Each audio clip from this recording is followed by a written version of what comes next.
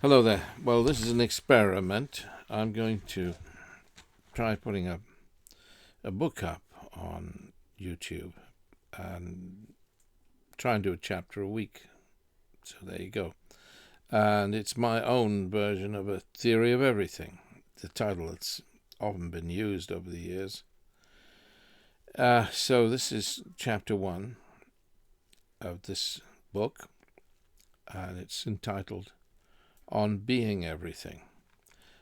And the first cross-heading says, beginning at the end. Instead of beginning at the beginning, let's begin at the end. Let's begin with the concept of death. Excuse me. There are primal fears associated with the end that cloud our judgment and need dealing with. These are the fear of pain, the fear of the unknown, and the fear of non-existence. There are nuances to these. At its noblest, our fear may be selfless fear for loved ones who need our protection and might be lost without us, but essentially most of us are, in some degree at least, afraid of death. Fear inevitably clouds our judgment. It clouds our assessment of the God who, if he exists, presumably holds it within his power to deliver us from fear. Is not such deliverance central to Christianity and indeed to all the monotheistic religions? One of the most often repeated instructions in the Bible, short presumably for emphasis, is the direct instruction given to everyone by almost every prophet from Isaiah to Jesus to fear not, as in Luke 12:32, fear not, little flock, for it is your Father's good pleasure to give you the kingdom. Yet, how can a loving God permit the horror of war, or allow millions to die in the Holocaust, or permit an earthquake, tsunami, fire, and flood, or snatch away a child's life from sickness or disease when it is but scarce begun? Why do some inherit disability and disadvantage, and others inherit undeserved wealth and comfort? Why is life unfair? Makes you a little angry with God, perhaps, with some justification. God has a great deal to answer for. Certainly we are grateful for the gift of life, to drink in the beautiful air, to laugh at the dawn and welcome each new day. But the associated brutality cannot just be brushed aside. We must all face and deal with sickness, sin, disease, and most certainly death. We cannot escape. There is an old Arab tale of an appointment in Samara with Azrael, the angel of death. This version of the story was retold by W. Somerset Maugham in 1933. The speaker is Death. There was a merchant in Baghdad who sent his servant to market to buy provisions in a little while the servant came back, white and trembling, and said, "Master, just now when I was in the marketplace I was jostled by a woman in the crowd, and when I turned I saw it was Death that jostled me. She looked at me and made a threatening gesture. 'Now, lend me your horse, and I will ride away from this city and avoid my fate. I will go to Samara, and there death will not find me.' The merchant lent him his horse, and the servant mounted it, and he dug his spurs in its flanks, and as fast as the horse could gallop, he went. Then the merchant went down to the marketplace, and he saw me standing in the crowd, and he came to me and said, 'Why did you make a threatening gesture to my servant when you saw him this morning?' 'That was not a threatening gesture,' I said. It was only a start of surprise. I was astonished to see him in Baghdad, for I had an appointment with him tonight in Samara.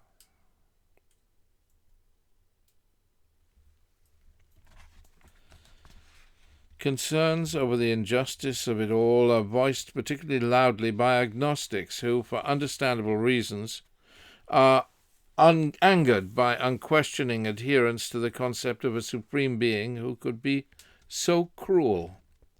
They have a point. Why should most of the peoples of the world pay lip service to such a brutal creator?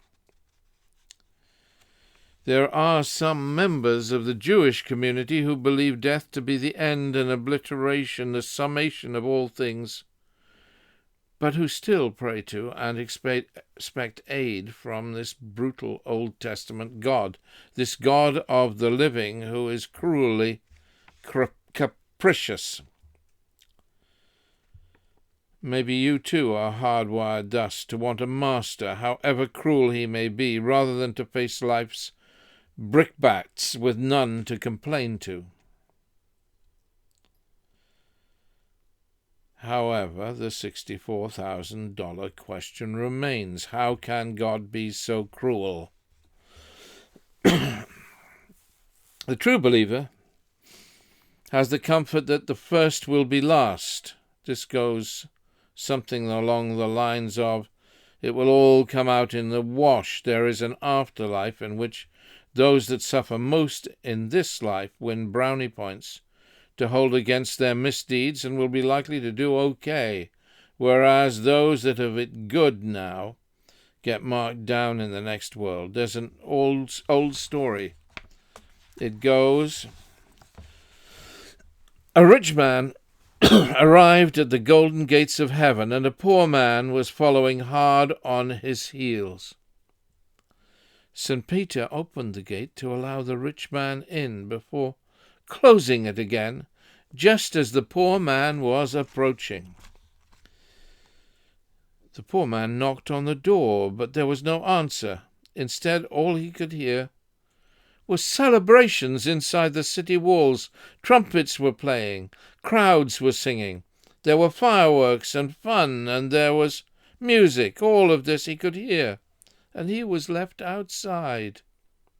Eventually, about an hour later, when the fuss had died down, St. Peter came back to the gate and let him in, but there was no fuss, no fanfare.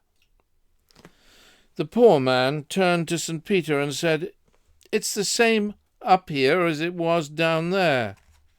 The rich get all the luck." St. Peter looked at the poor man and smiled. "You must forgive us, my friend," he said. "You see, poor men like yourself come here every day, but a rich man, once in 1,000 years."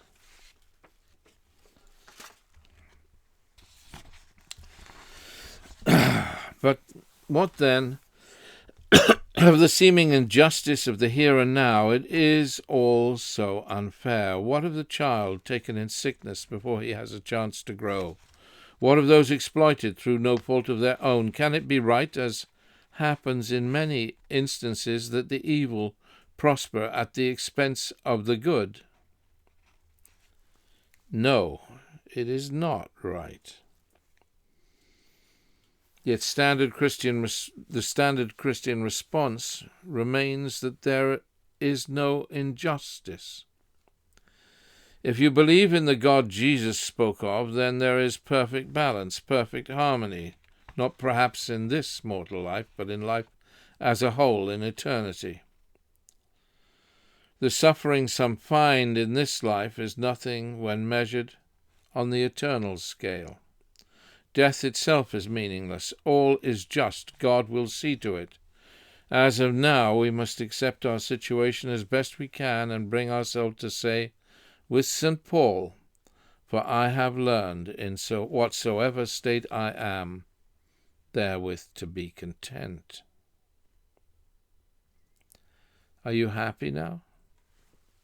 Probably not. In any case, that does not mean that man should do nothing, resigned to let God put the balance right in the afterlife. Jesus demands that all mankind's thought and energy be directed now to subverting all and everything that counteracts God's plan, subverting the devil with positive thought and positive action now. The word now is important. Too often we fall into the trap of thinking of life in terms of yesterday and tomorrow, but we still haven't really addressed the problem. So let's lay out the alternatives. If there is no God, then obliteration is indeed the end, and we have to accept the fact that nature is red in tooth and claw with no comforting qualifiers, and get on with it. And were that so, it would still not all be bad news. Were there no God, life would still be exciting and challenging, right up to the last gasp, and we had best drink it in the full. Indeed, the old gladiator's watchword, "Eat, drink, and be merry, for tomorrow we die," would seem the very best maxim possible. We should live life to the full and relish every moment.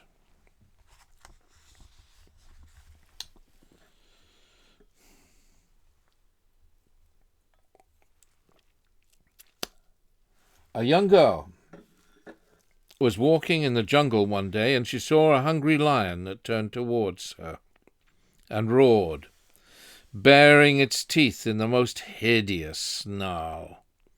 The lion was clearly about to attack. She fled, desperate to escape. And in her eagerness to get away, stumbled out of the jungle straight to a cliff edge with the lion in hot pursuit.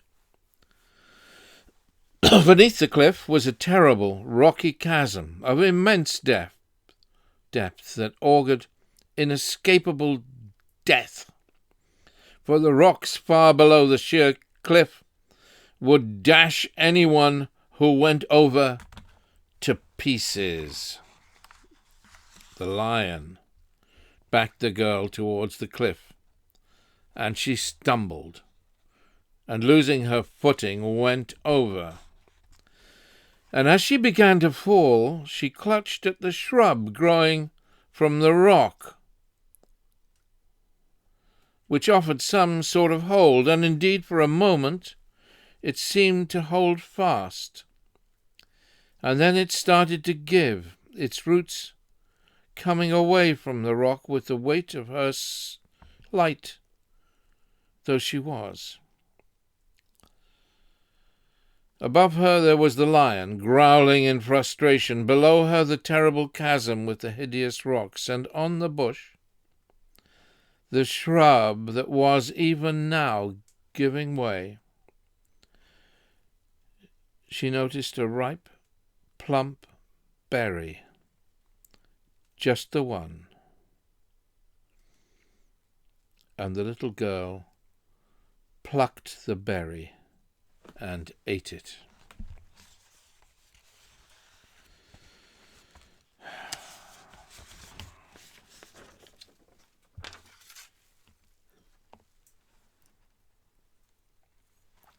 Well, you get the point. There are many other ways to say it. Make hay while the sun shines, carpe diem, or seize the day. Better to have loved and lost than not to have loved at all. Whatever the drift is much the same. You don't have to believe in a future to enjoy the best of today.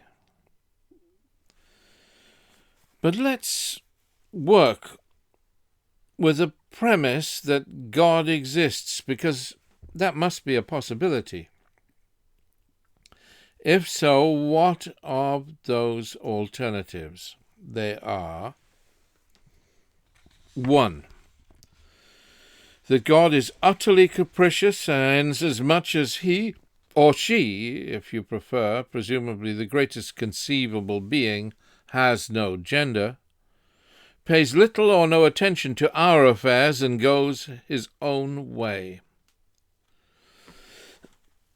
2. That God deliberately challenges us to develop our level of understanding, our wisdom. The youngest of Job's comfort, Elihu, says as much when he talks of all the misery of the world in winter, and then says of God, He causes it to come, whether for correction, or for his land, or for mercy. 3. The third alternative. That the God who is the great unknown exists within but does not transcend time and space, and though he does care enough to intervene in our lives in answer to prayer, or just perhaps by capricious whim, he can do nothing to stem the tide of death, and that everyone will cease to exist, ultimately even God, at the end of time. 4. The fourth alternative. That there is a transcendent God, and he does care, but that he doesn't care, He does care, but that he doesn't save everyone, just those chosen few whom have behaved as he requires, and the rest are either sent to some eternal hell, or perhaps more mercifully, just obliterated for their sins. And the fifth alternative. That there is a God who does not believe in death, and that in some degree, in some shape or form, we all live forever. And there are, of course, many variations on this theme, such as the concept of reincarnation. But clearly, there is a God, in my view. Prove it? Well, what matters is the experience of God. Most believers have their own seminal moment. For me, it was when I was farming and had no money to buy sheep and was finished, so one night I prayed up a storm and went to a casino and placed everything I had on number 7, and came away with enough money to stock the farm with sheep on just one roll of the wheel. No, you point out, that's trite. What about all the other times you prayed for things that didn't work out? You're going to base your faith in God on one turn of the roulette wheel? Well, you have a cogent point.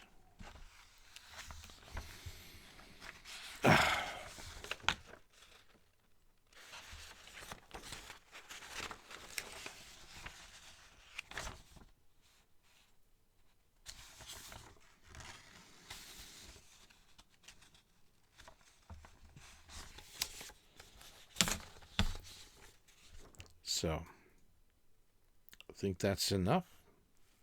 I'm going to come back to this chapter and give you my answer to your very cogent point next week. God bless you and keep you, and I hope you haven't wasted your time so far. All the best.